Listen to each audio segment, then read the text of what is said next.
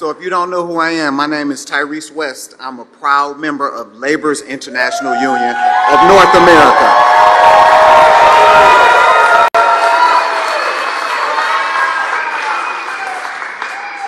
And I'm here because I believe that we have to elect Kamala Harris as our next president. Now, for the past 6 years, I've worked with LIUNA to provide training for diverse groups of members of my union in the Metro Detroit area. So I'm a proud member of the union, and I think it's beneficial that we help our union members. I've done so by helping get all of my students an opportunity to have good paying union jobs across the state.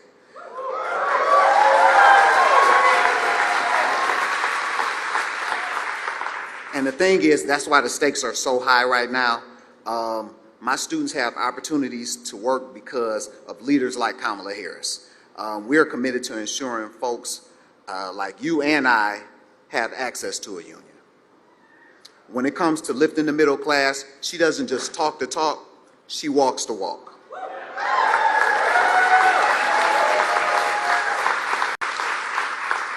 Unlike other people, like Donald Trump.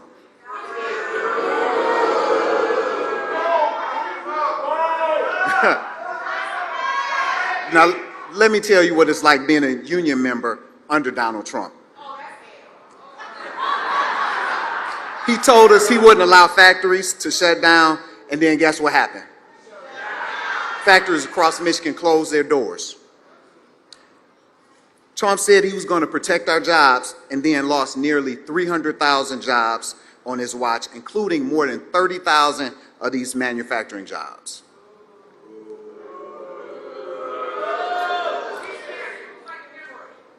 And then with the Project 2025 agenda, it will give him power to go after the right to organize. And it will try to dismantle our unions and then make life even more expensive for us. So that's the choice we're looking at in November. We have him and we have Kamala Harris.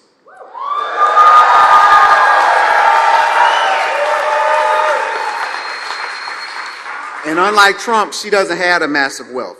She understands the dignity of work. She understands what we fight for, and she's laser focused on building up the middle class because that's where she comes from.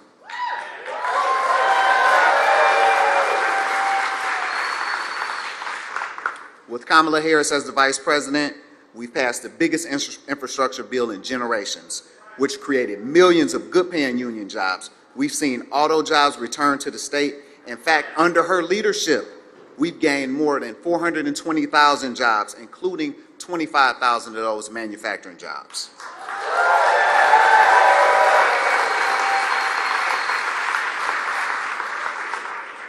It was Kamala Harris who helped pass the tying vote to save pensions for our workers, and as union members, we all need those pensions.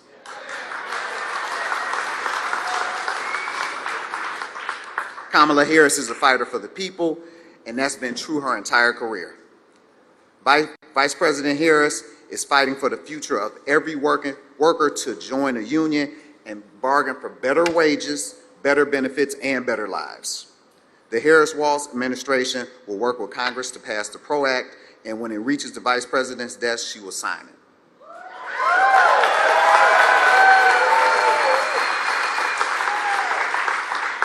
So to sum it up, there is only one candidate on the ballot for president who has the backs of the working people in Michigan, and we now have to have her back. Now I am proud to welcome her to the stage, a true fighter for us and everyone, Vice President Kamala Harris.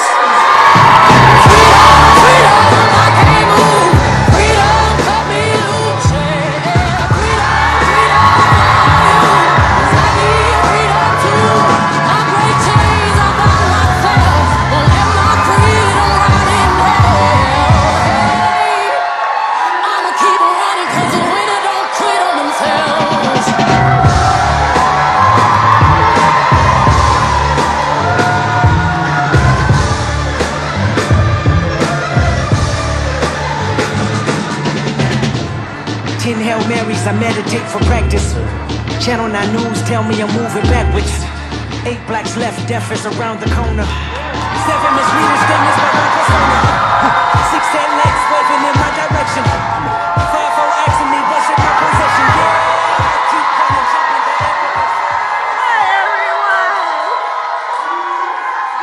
afternoon, Detroit. Oh, it's good to be in the House of Labor.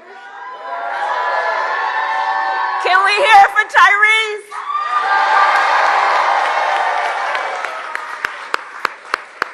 Tyrese, I want to thank you for your extraordinary leadership and all of your words and the heart and soul that you put into your work, like I know all the members of LIUNA and everyone here does every day, because we love our country and we know what is at stake. Thank you, Tyrese.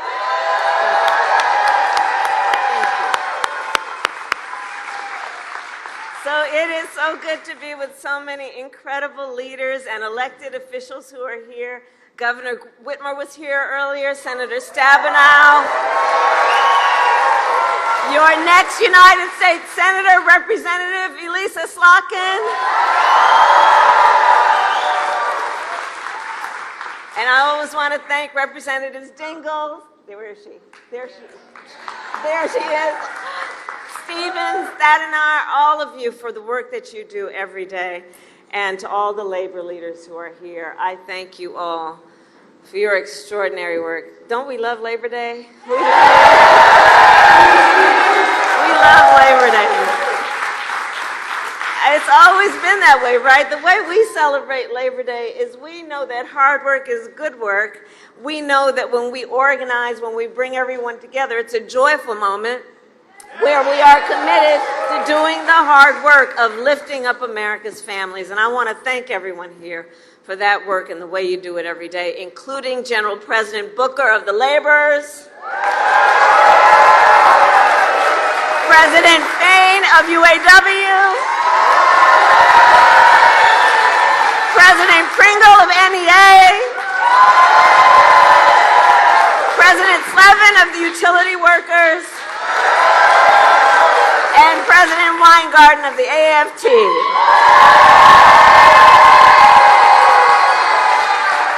And thank you to all of the union members who are here this afternoon. So, on Labor Day and every day, we celebrate the dignity of work. The dignity of work. We celebrate unions because unions helped build America, and unions help build America's middle class. It is true across our nation, and it is true here in Detroit. Nearly 140 years ago, in this very city, 10,000 people marched in one of our nation's first Labor Day parades. Many held signs that read, "Divided, we can beg. United, we can demand."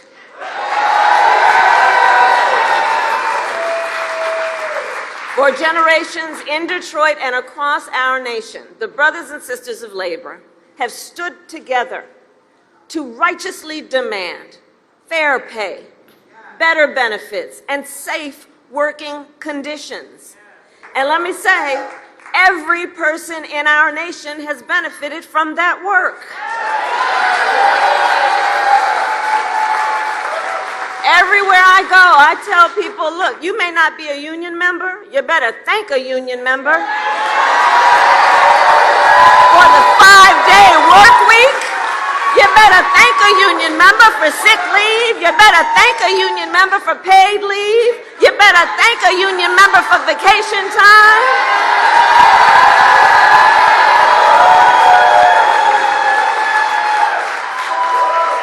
Because what we know is when union wages go up, everybody's wages go up. When union workplaces are safer, every workplace is safer. When unions are strong, America is strong.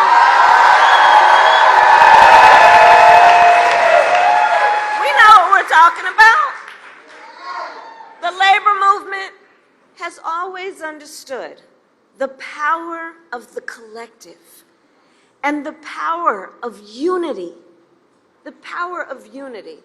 And while we are fighting so much nonsense that is about trying to divide our country, trying to pull us apart, look to what the history and the present of labor tells us about the power of the collective and unity. The spirit of that work, as much as the product of that work, is very telling and gives us really good lessons about what creates strength.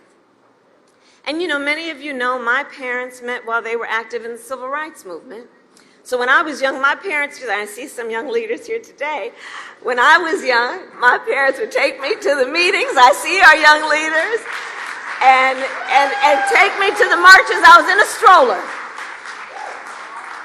And from a very young age, I learned that when people stand together, when we join voices, knowing that the vast majority of us have so much more in common than what separates us, when we join those voices, we can drive extraordinary change, which is why I believe in my heart and soul, no one should ever be made to fight alone.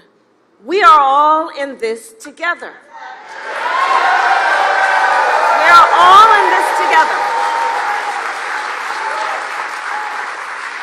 But I'll tell you, I think that there has been a certain backward-thinking approach over the last several years, which is to suggest, them folks, to suggest that the measure of the strength of a leader is based on who you beat down, instead of what we know, the true measure of the strength of a leader is based on who you lift up.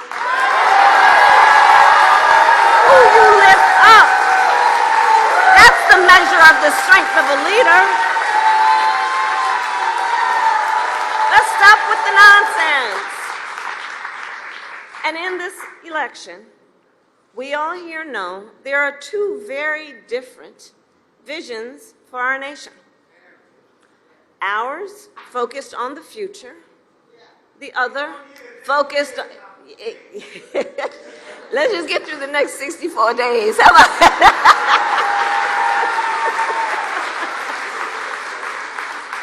And ours, yes, my dear brother, is focused on the future, and theirs is focused on the past. And we fight for the future. We fight for a future where all people receive dignity and respect and opportunity, for not just for some, but for all. That's what we are fighting for. And so we are 64 days out from the election day, and in Michigan, mail-in absentee voting starts in 24 days. 24 days. So this election and our fight is a fight for the promise of America. A promise, I love you back. And ours is a fight for the promise of America, a promise of freedom, of opportunity, and justice, not just for some, but for all. But what we know is as we fight to move our nation forward, Donald Trump intends to pull us back to the past. But we're not going back. We are not going back. We're not going back. We're not going back. We're not going back. We're not going back. We're not going back. So, and we know what that would look like, right? So, intends to pull us back, including back to a time before workers had the freedom to organize. As president, we will always remember Donald Trump blocked overtime benefits from millions of workers. Tyrese talked a bit about this and opposed efforts to raise the minimum wage. He appointed union busters to the National Labor Relations Board, and he supported so-called right-to-work laws. And if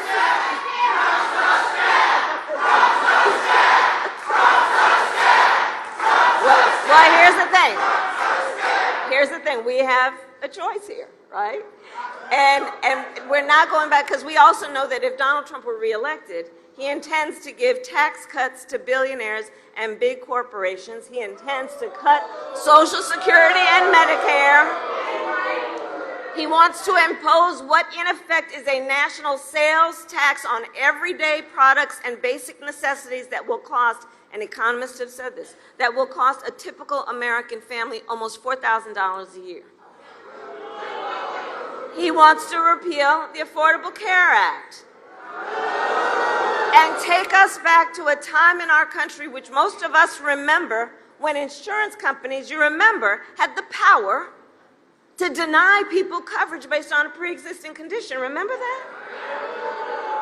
Deny people, children who had asthma, a survivor of breast cancer, a grandparent with diabetes. Look, America has tried those failed policies before, and they are failed policies. And we are not going back. We are not going back. We are not going back.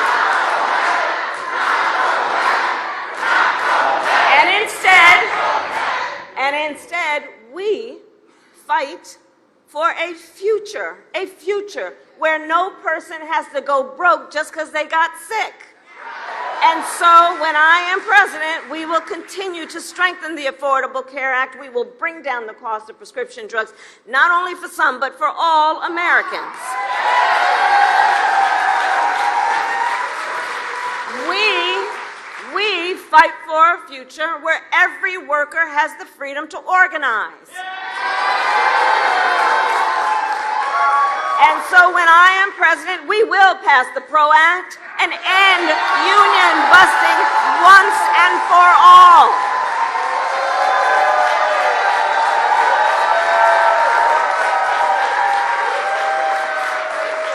And I'll remind everybody on all these bills, we got to elect a Congress who supports that to be able to actually get that work done. We fight for a future where every person has the opportunity not just to get by, but to get ahead. And so when I am president, we will continue to build what I call an opportunity economy, so that every American has an opportunity to own a home, to start a business, to build intergenerational wealth for their family. We fight for a future where every senior can retire with dignity. And so when I am president, we will continue to defend Social Security, Medicare, and pensions, just like we have done.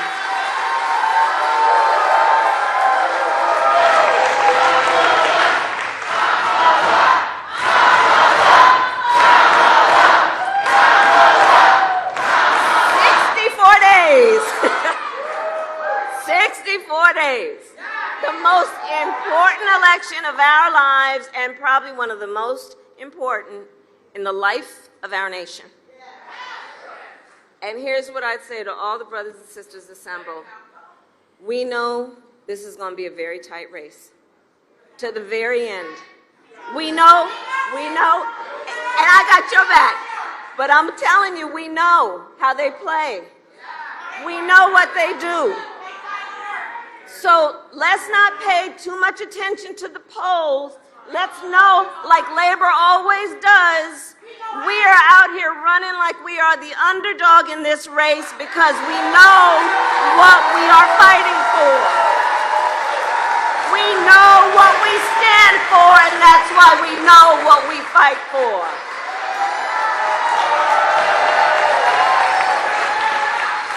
And we got some hard work ahead of us, but again, we all like hard work because hard work is good work. And to do that hard work, I'm going to count on everyone here, all the leaders here, for your work, for your organizing, knocking on doors, and getting folks to the polls. Because put bluntly, Michigan, y'all know how to win. You know how to win. You know how to win. So today I ask Detroit, Michigan, are you ready to have your voices heard?